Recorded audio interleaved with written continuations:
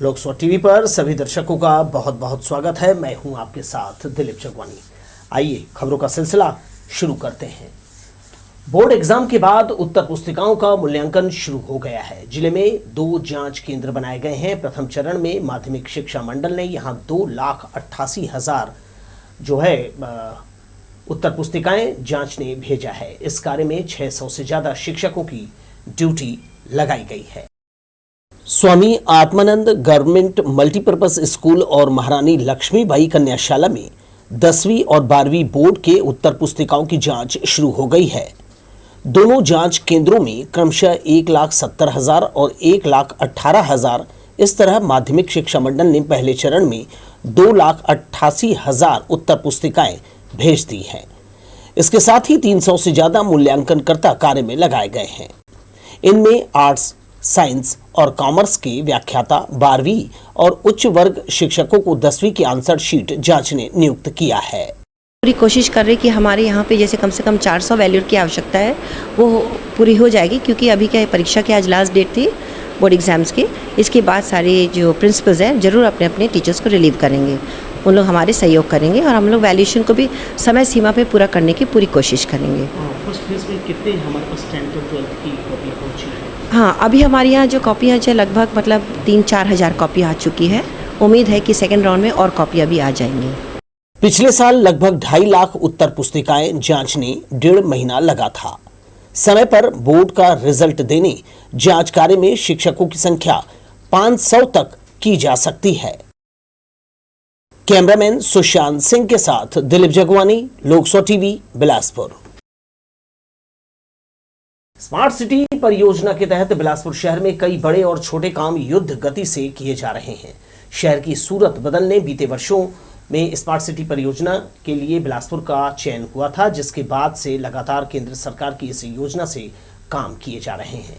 नए और कई अत्याधुनिक कार्यों के जरिए शहर की सूरत बदलती दिखाई दे रही है। चौक चौराहों में रेड सिग्नल में खड़े राहगीरों को जहां उन्हें धूप और पानी से बचाने शेड का निर्माण कराया जा रहा है, वहीं चौक चौराहों की बिजली भी सोलर पैनल से चलाने का प्रावधान किया जा रहा है। इसके लिए भी अलग अलग जगहों पर काम जारी है। सरकारी काम में उपयोगी स्टाम्प पेपर की कमी से जरूरतमंद बेहद परेशान है। बताया जा रहा है कि बीते 3 महीनों से 100 और 50 रुपए मूल्य के स्टाम्प की आपूर्ति बाधित है, जिससे स्टाम्प वेंडर और ग्राहक दोनों प्रभावित हैं। राजस्व वर्ष समाप्त हो रहा है। इस समय स्टाम्प पेपर की डिमांड बढ़ गई है। 100 और 50 के स्टाम्प की मांग सबसे ज्यादा है। ऐसे में इसकी कालाबाजारी भी हो रही है। इस कमी के चलते 10 और 20 के स्टाम्प से लोग काम चला रहे हैं। ई स्टाम्प पेपर की जानकारी नहीं होने से लोग अधिक दाम चुकाकर इस कमी को पूरा कर रहे हैं। जो 50 का आता था ना मैनुअल स्टाम्प, अभी आ ही नहीं रहे। ये ई स्टाम्प लेना पड़ रहा है हम लोग को। तो ये कहाँ आपने पता किया? मैं तो यहाँ रजिस्ट्री ऑफिस पूरा किया ना पता। आसपास? हाँ। कितने दुकानों में गए? कितने स्टाम्प वेंडर के पास आप गए? 2 जने के पास गया मैं तो अभी। क्या बोले? अभी ये मैनुअल वाला नहीं आ रहा है, ये ई स्टाम्प ले जाइए बोले। तो आपका काम अब इससे चल जाएगा? हाँ। 50 वाला नहीं मिल रहा है, तो अभी 2-20-1-10 में काम चला रहे हैं। हाँ भटकी ना, लेकिन नहीं है अभी किसी के पास, इसलिए 2-20-1-10 ही चला रहे हैं। बच्चेदानी का ऑपरेशन कराने आई महिला के साथ लेबर वार्ड में ड्यूटीरत जूनियर डॉक्टर ने दुर्व्यवहार किया। दरअसल लेबर वार्ड में भर्ती लीला यादव को डिस्चार्ज किया जा रहा था, मगर उसके पहले ही एक अन्य मरीज को उसके बेड में भर्ती करने की बात कहते हुए जूनियर डॉक्टर ने उसके साथ बदतमीजी की। इस मामले में परिजनों ने थाने में शिकायत दर्ज कराने की बात कही है। एक हफ्ते से यहाँ एडमिट है, तो मेरी वाइफ एडमिट थी, तो उसका डीएनसी हुआ है ऑपरेशन। तो आज हम लोग का डिस्चार्ज होने वाला था, तो उससे 2 घंटा पहले एक मरीज़ को लाया गया हमारे बेड पे और बोला गया कि इनको अपने साथ में लेटाइए, बैठाइए। तो हम लोग मना किए कि भैया इन्फेक्शन हो जाएगा, अभी हम लोग थोड़ा रहने दीजिए, बोले तो कोई और बेड में डाल दीजिए बोले। तो इन लोग फिर बहस करने लगे हम लोगों से, डॉक्टर लोग, और उसके बाद फिर हम लोग फिर गाली गलौज भी किए और ये बोल रहे थे कि या मतलब सरकारी अस्पताल है, आपके बाप का नहीं है, हम इसमें 10 मरीज को बैठा सकते हैं, अब तो आप लोग ये सब करना पड़ेगा, ऐसा करके एक इंटर्नशिप डॉक्टर है वो बोला। इधर एक निजी कॉलेज बोदरी से बीकॉम फर्स्ट ईयर की परीक्षा देकर लौट रहे एक छात्र को दयालबंद के रहने वाले गुंडों ने पहले उसका रास्ता रोका, फिर उसे अपनी गाड़ी में जबरन बिठाकर कुछ दूर लेकर गए और उसकी जमकर पिटाई की। किसी पुराने विवाद को लेकर की गई इस मारपीट में छात्र गंभीर रूप से घायल हो गया है। हाथ फ्रैक्चर होने के अलावा शरीर में कई जगह उसे चोटें आई है, जिसका इलाज सिम्स में चल रहा है। घायल छात्र और उसकी मां ने बताया कि पिछले साल हनुमान जयंती के अवसर पर लड़कों से उनका मामूली विवाद हुआ था, जो शांत भी हो गया, मगर दुश्मनी पालकर बदला लेने का मन बनाए युवकों ने सुनियोजित तरीके से छात्र की जमकर पिटाई की है। चकरभाटा थाने में इस की शिकायत दर्ज कराई गई है, मगर अब तक आयुष, यश और साहिल गोरख की गिरफ्तारी नहीं की गई है। पीड़ित परिवार ने पुलिस से जल्दी सख्त कार्यवाही की मांग की है। हमसे पेपर दे के निकला था, एग्ज़ाम दे के। उसके बाद मैं थोड़ा सा आगे गया कॉलेज, एग्ज़ाम दे के घर से मैंने वहाँ से निकला कॉलेज से, गेट से बाहर थोड़ा आगे आया तो लोग मेरे को कार में भर के ले गए 3 किलोमीटर दूर आगे, मार के वहाँ मेरे को फेंक दिए। नहीं पता भैया उन लोगों का क्या ऐसा कुछ क्या था, हम लोगों को कुछ नहीं पता, जबकि मेरा उससे पहले ही हम लोगों का सब सॉर्ट आउट हो चुका था, कंप्रो हो चुका था, फिर भी उन लोग मेरे को पकड़ के मारे। हनुमान जयंती के समय मेरे को इन लोग पहले मारे हुए थे, हनुमान जयंती की रैली में अपने मोहल्ले में, तो फिर वो सब दयालबंद के लड़के। पुराना विवाद था हनुमान जयंती के दिन जो हुआ था, उसके इन लोग बदला लिए हैं, उसके लिए मारे हैं इसको। क्या हुआ था उस दिन? हनुमान जयंती में बच्चे लोग का धक्का मुक्की में लग गई होगी, तो उसके विवाद के चर्चे इसको मारा गया है। कहाँ रहते हैं आप? हम लोग गोड़पारा में रहते हैं। इसको मारे इसको LCIT कॉलेज से थोड़ा आगे ले जाकर 3 किलोमीटर आगे ले गए हैं और बेसबॉल स्टिक और से मारा गया है। हाँ जानती हूँ, आयुष गोरख, यश गोरख, साहिल सोनकर, ये 3 और उनके साथ अन्य में, और से बाकी को हम जानते नहीं है। FIR हुआ है, चकरभाटा थाने में FIR की गई है। बारिश, ठंड और फिर तापमान में वृद्धि ने बीमारी के हालात पैदा कर दिए हैं। मौसम में आए इस बदलाव की वजह से बच्चों और बुजुर्गों सहित युवाओं को भी बीमारी ने अपनी चपेट में ले लिया है। सर्दी जुकाम के साथ बुखार और डायरिया जैसी बीमारियां लोगों को परेशान कर रही है। मौसम परिवर्तन से अस्पतालों में मरीजों की भीड़ बढ़ गई है। जिला अस्पताल और सिम्स में बीते 2 दिनों से मौसम बीमारी का शिकार होकर सबसे पहले बच्चे और बुजुर्ग पहुंचे। अब युवा भी इसकी चपेट में आने लगे हैं। मेडिसिन OPD में मरीजों की लाइन लगी रही। ज़्यादातर लोग कफ, श्वास फूलने और सर्दी खांसी से पीड़ित हैं। सरकारी अस्पताल की OPD में भीड़ होने की वजह से कुछ मरीजों को निजी अस्पताल का भी रुख करना पड़ा। दरअसल मार्च में वर्षा की संभावना कम रहती है, लेकिन बीते 3 दिनों से मौसम में उतार चढ़ाव बना हुआ है। मौसम में हो रहे परिवर्तन से शरीर में वायरस का प्रभाव पड़ रहा है, जिसके कारण सर्वाधिक शिकार बच्चे हो रहे हैं। अभी हमारे मरीज के OPD दर में वृद्धि हुई है, विशेषकर जब बारिश, अचानक से बारिश और गर्मी का जो एक परिवर्तन होता है, उसके कारण इस दिक्कतें आ रही हैं, जिसके लिए विशेष तौर पर हमने MRD से लेकर दवा तक और साथ ही चिकित्सकों को अलर्ट मोड पर डाल दिया है, और साथ ही उनको कहा गया है कि अधिक से अधिक अपनी सेवाएं जो देते रहते हैं उसी को, और बस चूँकि संख्या बढ़ जाने के कारण तैयारी रखें। नर्सिंग स्टाफ, नर्स से लेकर सभी को हम उस चीज़ को, जो नर्सिंग अधीक्षक हैं उन सबको सूचित कर दिया है और साथ ही इस पर कार्य कर रहे हैं। इस बिगड़े मौसम से बचाव के लिए डॉक्टर उपाय बता रहे हैं। उन्होंने कहा कि इस समय खान पान पर विशेष ध्यान दिया जाए और सभी को सतर्क रहने की जरूरत है।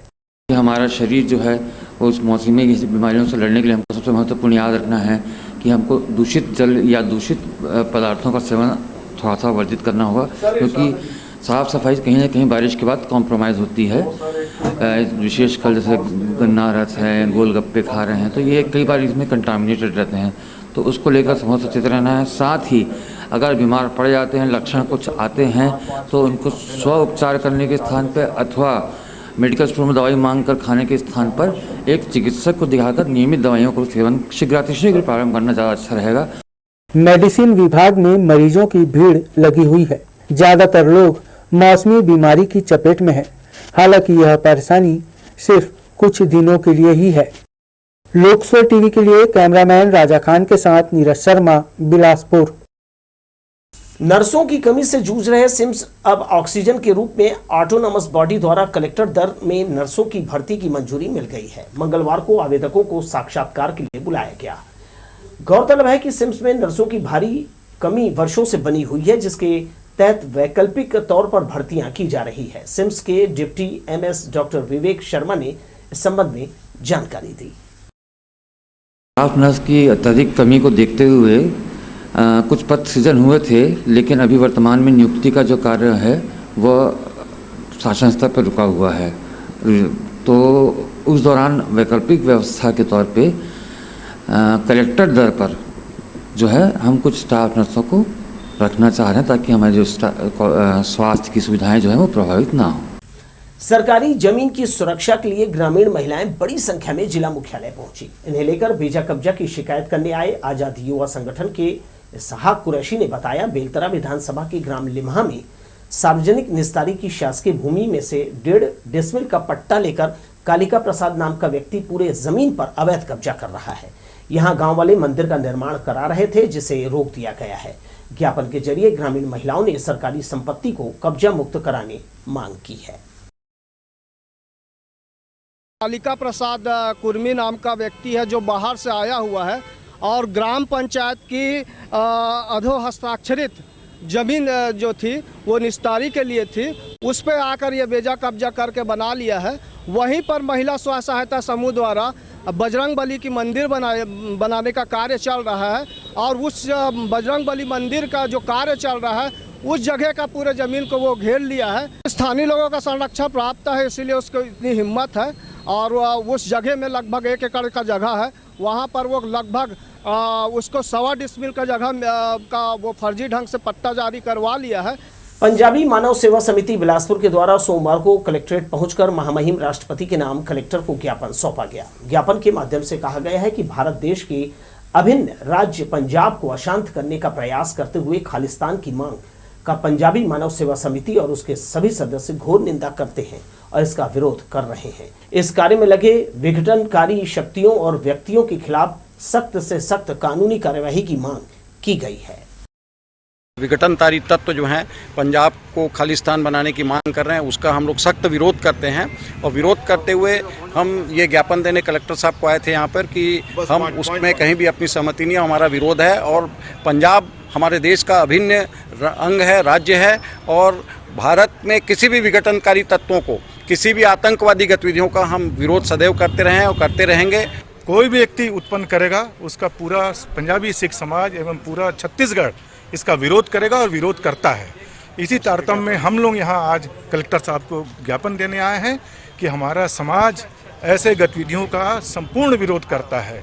हमारा देश, हमारा सिख कौम सदैव ही बलिदानियों का कौम रहा है।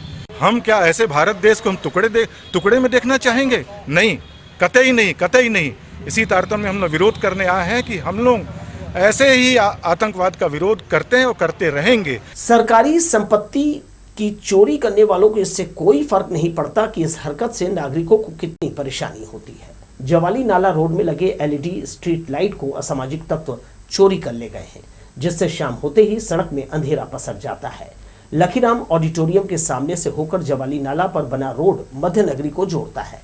इस मार्ग में लगे आधा दर्जन बिजली के पोल से लाइट गायब है। 20 फीट ऊंचे पोल में लगे एलईडी लाइट किसने चुराया, यह हैरानी की बात है, जबकि सड़क में लोगों की आवाजाही लगातार बनी रहती है। प्रदेश में मौसम का मिजाज कुछ अलग ही नजर आ रहा है। कभी तेज धूप निकलती है तो कभी आसमान पर बदली छा जाती है।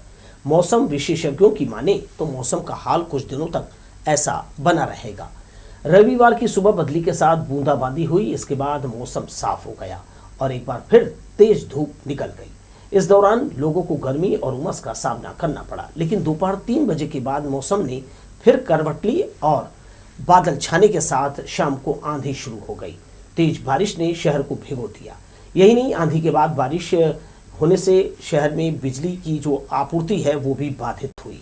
आलम यह रहा कि आधे शहर में अंधेरा छाया रहा। इस बीच बारिश से बचने लोग जगह की तलाश करते नजर आए। कई बारिश से भीगते हुए अपने घरों की ओर लौटे। सोमवार को सुबह से ही मौसम साफ रहा और दोपहर में तेज गर्मी का एहसास हुआ। स्वामी विवेकानंद केंद्र कन्याकुमारी की बिलासपुर शाखा ने शहर के लखीराम ऑडिटोरियम में नाटक का मंचन किया। इंडियन मेडिकल एसोसिएशन और सिंधी समाज के संयुक्त तत्वाधान में स्वामी विवेकानंद के जीवन दर्शन पर आधारित एकल नाटक से लोगों को स्वामी विवेकानंद के संपूर्ण जीवन की जानकारी मिली। मैं आप सबको बुला रहा हूं जीवित की पूजा के लिए। उठो, इस महान युग चक्र के परिवर्तन में अपना योगदान दो। नवजागृति की संजीवनी से भारत माता पहले से भी अधिक गौरवान्वित कर उसके चिरंतन सिंहासन पर भक्ति भाव पूर्वक हम सब मिलकर उसकी स्थापना करें। रविवार की शाम को शहर के लखीराम अग्रवाल स्मृति ऑडिटोरियम में विवेकानंद केंद्र के कन्याकुमारी की बिलासपुर शाखा द्वारा इंडियन मेडिकल एसोसिएशन तथा सिंधी समाज के संयुक्त तत्वाधान में स्वामी विवेकानंद के जीवन दर्शन पर आधारित एकल नाट्य मंचन किया गया। पुणे के दामोदर प्रकाश रामदासी द्वारा 45 मिनट तक स्वामी विवेकानंद के जीवन दर्शन के बारे में जानकारी दी गई। उनके विचारों से लेकर उनके जन्म और मृत्यु तक की यात्रा को दिखाया गया। सब मुझे प्रेम से दिले कहकर पुकारते थे। नरेंद्र नाथ या और एक नाम रखा गया था मेरा। 5 संतानों के बाद मेरा जन्म हुआ था। मेरे बाद मेरी 2 बहनें किरण बाला, योगेंद्र बाला, फिर महेंद्र नाथ। भूपेंद्र नाथ सबसे छोटा था। मेरे दोनों भाई अविवाहित रहे। महेंद्र साहित्यकार हुआ तो भूपेंद्र क्रांतिकारक। हमारे पिताजी विश्वनाथ दत्त प्रसिद्ध वकील, कोलकाता हाईकोर्ट के अटर्नी थे। अपने मित्रों पर बहुत सारा पैसा खर्चा करते, खूब दान धर्म करते थे। नाटक की शुरुआत स्वामी विवेकानंद के कथन उठो जागो और तब तक मत रुको जब तक अपने लक्ष्य को प्राप्त ना कर लो से हुई। कार्यक्रम को देखने बड़ी संख्या में यहाँ लोग मौजूद थे। लोकसो टीवी के लिए कैमरामैन प्रदीप बोई के साथ इरशाद अली की रिपोर्ट। एक बार फिर से विद्या विनोबा नगर की प्रमुख सड़क के किनारे नाली निर्माण का कार्य किया जा रहा है। परेशान वार्डवासियों को राहत देने नाली के किनारे फुटपाथ को हटाया जा रहा है, जिससे जहां सड़क चौड़ी होगी वहीं ट्रैफिक की समस्या का भी समाधान होगा। वार्ड नंबर 27 विद्या विनोबा नगर में पिछले कुछ दिनों से नाली निर्माण का कार्य चल रहा है। इस काम की वजह से मुख्य मार्ग से आने जाने वाले राहगीर व्यवसायियों को काफ़ी परेशानियों का सामना करना पड़ रहा है। कुछ साल पहले इस मार्ग को काफ़ी सुंदर बनाया गया था, मगर नाली की समस्या और ट्रैफिक की परेशानी ने लोगों को परेशान कर रखा था। एक बार फिर से नाली की समस्या का समाधान करने 1 करोड़ रुपए की लागत से यह काम शुरू कराया गया है, जिससे व्यवसायियों के अलावा इस मार्ग के लोगों को राहत मिलेगी। जो पानी का भराव था उसको देखते हुए करीब 1 करोड़ के लागत में नाला का निर्माण हो रहा है। क्योंकि चालू नाली है और साथ में व्यापारियों के साथ आवागमन का निरंतर मार्ग है वो, इसलिए थोड़ा सा समय ज़रूर लग रहा है, लेकिन ठोस और गुणवत्ता के साथ काम हो रहा है। आने वाले समय में आप देखेंगे कि विद्या उपनगर का नाला निर्माण के साथ साथ श्रीकांत वर्मा मार्ग और लिंक रोड के नाला निर्माण से जो पुराने बस स्टैंड होकर जवाली नाला में जो नाला मिलाया जा रहा है, उससे पानी भराव की जो समस्या है बिलासपुर नगर निगम क्षेत्र में, खासकर इस क्षेत्र में, इस समस्या से आम जनमानस को पूर्णतः निजात मिलेगा। वार्ड के नागरिकों ने बताया कि काम जब पूरा होगा तभी पता चलेगा कि वार्ड का पानी पुराने बस स्टैंड के जवाली नाले के जरिए सप्लाई होगा या नहीं, लेकिन ये ज़रूर है कि नाली के किनारे फुटपाथ हटा दिए जाने से व्यवसायी और राहगीरों को काफ़ी राहत मिलने वाली है। नालियों में उनके खुद के ब्लॉक लगे हुए हैं, इसलिए हो सकता है इस नाली का पानी अभी बाहर आ रहा है। इसका वास्तविक परिणाम जब पूर्ण नाली बन के ये हैंडओवर करेंगे इस बरसात में समझ में आएगा। हाँ, ये बनने के बाद 2 चीज़ है कि यदि बन अभी सुविधाजनक रही है इससे लाभ होगा, दूसरा सफाई कर्मचारियों के लिए भी ये सुविधाजनक तरीके से बनाया जा रहा है। अब उनके ऊपर प्रतिदिन इसकी सफाई के ऊपर डिपेंड है कि इसको वो रेगुलरली वो प्रॉपरली सफाई करेंगे, तो मेरे को लगता है निश्चित हमारी ये समस्या का बहुत कुछ निजात हो जाएगा। विद्या विनोबा नगर की यह मुख्य सड़क आए दिन शाम और सुबह के समय जाम होती है। उम्मीद की जा रही है कि इस कार्य से यहाँ के निवासियों को राहत मिलेगी। लोकसभा टीवी के लिए कैमरामैन जयेंद्र गोले के साथ Irshad Ali, Bilaspur. World Mission Society Church of God Chhattisgarh के सदस्यों ने शहर में सफाई अभियान चलाया। नगर निगम के सहयोग से जोरापारा तालाब में फैली गंदगी साफ कर लोगों को अपने आसपास का वातावरण स्वच्छ रखने का संदेश दिया। सदस्यों ने रैली निकालकर लोगों को बीमारियों से बचने और अपने स्वास्थ्य का ख्याल रखने कहा। इसके साथ ही जरूरतमंदों के लिए रक्त उपलब्ध कराने सोसाइटी के सदस्य शिविर लगाकर रक्त एकत्र करते हैं। इस मुहिम में नागरिकों ने बढ़ चढ़कर हिस्सा लिया। मां दुर्गा की आराधना के लिए नवरात्रि का पर्व विशेष महत्व रखता है। इस दौरान माता के विभिन्न स्वरूपों की पूजा की जाती है। मां अम्बे की विशेष कृपा पाने शहर के मंदिरों में सोमवार को सुबह से ही भक्तों का तांता लगा रहा। श्रद्धालुओं ने कतारबद्ध होकर माता रानी के दर्शन किए और उनकी आराधना की। घरों और मंदिरों में माता रानी के जसगीत, भजन, कीर्तन और भजनों से आसपास का वातावरण भी भक्तिमय हो गया है। नवरात्र के 6वें दिन सोमवार को मां जगत जननी के कात्यायनी स्वरूप की विधि विधान और वैदिक मंत्रोच्चार के बीच आराधना की गई। श्रीमद देवी भागवत यज्ञ श्रीवास समाज द्वारा अमेरिकी पावन धरा पर किया जा रहा है। पंडित धर्मेंद्र गौराहा सकरीवाले के मुखारबिंद से कथा सुनी जा रही है। मुख्य यजमान सुरेश, सुनीता, लक्ष्मी और पुनीता श्रीवास सहित अमेरी और आसपास के श्रद्धालु बड़ी संख्या में इसमें शामिल हुए। रविवार को श्रद्धालुओं ने वृतासुर प्रसंग सुना। 1 अप्रैल को हवन, कपिला तर्पण, सहस्त्रधारा ब्राह्मण भोज के साथ श्रीमद देवी भागवत संपन्न होगा। हम यहाँ पर अपने शिष्यों के घर में आकर के यहाँ जनमानस को माँ भगवती, गायत्री, सरस्वती, लक्ष्मी जी के पावन चरित्रों का इन जनमानस को मैं कथा रसपान करा रहा हूँ। आज कथा का यह 5वां दिवस है और 5वें दिवस में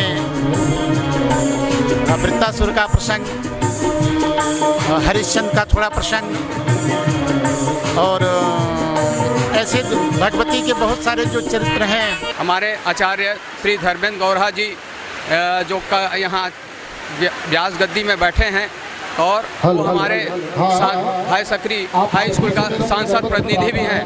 उसके कई जगह यहाँ भागवत अपने सुनने को मिला है। सरकंडा क्षेत्र का विकास कर इसे भी पुराने शहर की तरह तैयार करने की कोशिश जारी है। बढ़ रही आबादी को ध्यान में रखते हुए यहाँ भी व्यावसायिक कॉम्प्लेक्स का निर्माण कराया जा रहा है ताकि लोगों का जो दबाव है पुराने शहर से कम हो सके। पुराने शहर से दबाव कम करने और क्षेत्र का विस्तार करने के लिहाज से सरकंडा इलाके में तेजी से विकास कार्य कराए जा रहे हैं। इस क्षेत्र में लोगों की बड़ी तेजी से आबादी बढ़ी है। यही कारण है कि उन्हें साथ में मूलभूत सुविधाएं भी दी जा रही हैं। इसी क्रम में नगर निगम ने लोगों को ज़रूरत के सामान की खरीदी बिक्री के लिए परेशान न होना पड़े, इसलिए व्यावसायिक कॉम्प्लेक्स का निर्माण यहाँ भी कराया जा रहा है। चिंगराजपारा के पुरानी रिकांडो बस्ती के पास सड़क किनारे खाली जगह में 35 दुकानों का निर्माण किया जाएगा, जिसके लिए महापौर रामशरण यादव ने भूमि पूजन किया। 5 करोड़ रुपए का यहाँ पर कॉम्प्लेक्स बनने जा रहा है, जिसमें पूरा ग्राउंड फ्लोर पर पार्किंग रहेगा और फर्स्ट फ्लोर में 35 दुकान निकलेंगे, जिसका टेंडर हुआ था। इसकी लागत 5 करोड़ है। आने वाले समय में प्रथम मंजिल और द्वितीय मंजिल का भी प्रावधान रखा गया है और आज जो भूमि पूजन हुआ है वो सिर्फ प्रथम फ्लोर और पार्किंग ग्राउंड फ्लोर का हुआ है। इस क्षेत्र में भी 3 बड़े कॉम्प्लेक्स बनाने की तैयारी है। राजकिशोर नगर के बाद रिकांडो बस्ती और उसके बाद नूतन चौक में भी इसी तरह का कॉम्प्लेक्स तैयार कराया जाएगा। हालांकि अभी यहाँ पहले चरण में सिर्फ 5 करोड़ रुपए का ही काम होगा, जिसमें पार्किंग के अलावा ग्राउंड फ्लोर में 35 दुकानें बनाई जाएंगी। टेंडर की प्रक्रिया पूरी हो चुकी है। साल भर में इस कॉम्प्लेक्स को तैयार करने का लक्ष्य ठेकेदार को दिया गया है। भूमि पूजन के अवसर पर सभापति शेख नजीरुद्दीन के अलावा नगर निगम के अन्य जनप्रतिनिधि और अधिकारी मौजूद रहे। लोकसभा टीवी के लिए कैमरामैन जय साहू के साथ इरशाद अली, बिलासपुर। अब रिजल्ट का दौर शुरू हो गया है। नन्हे बच्चों का रिजल्ट आ गया है। माँ बाप इसे देखकर खुश हो रहे हैं कि नौनिहाल अब आगे की क्लास में जाएंगे। मार्क्स अगर कम आए हैं तो निराश होने की जरूरत नहीं। बच्चों की अभी खेलने कूदने की उम्र है। छोटे छोटे बच्चों का जो नतीजा आया है उससे उन्हें जो है प्रोत्साहित करें ताकि वो अगली कक्षा में और मन लगाकर पढ़ सके। इस संदेश के साथ ही मुझे दीजिए विदा और आप देखते रहिए लोकसभा टीवी। नमस्कार।